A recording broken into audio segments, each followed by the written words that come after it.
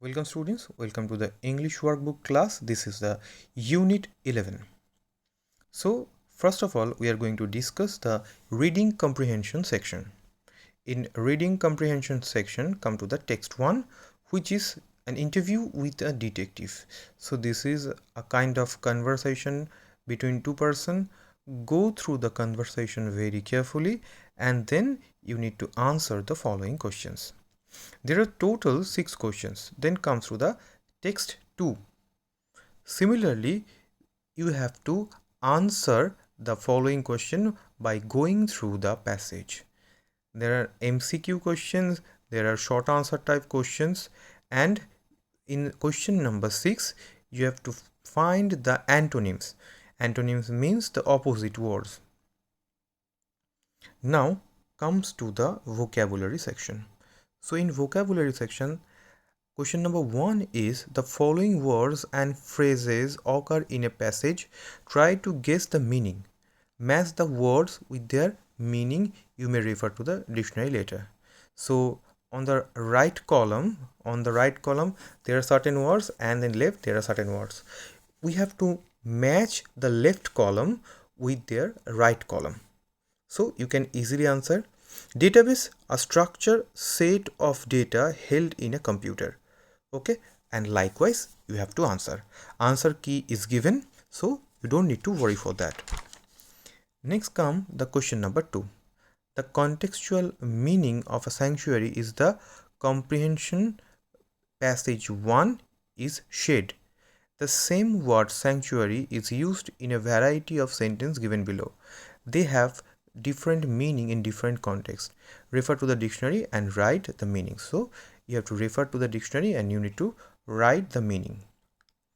Come to the question number 3. Use the following pair of opposite in sentence.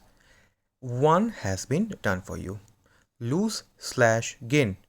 You have nothing to lose, but what you gain. So in the next question there is hot and cold. So in the similar fashion you have to write Ram likes hot chocolate but Rima likes cold coffee. So you can answer this question in this fashion. Now comes to the grammar part. An affirmative sentence can be changed into a negative sentence without changing the meaning of the original sentence. Look at the examples given below. You may be comfortable but I am not.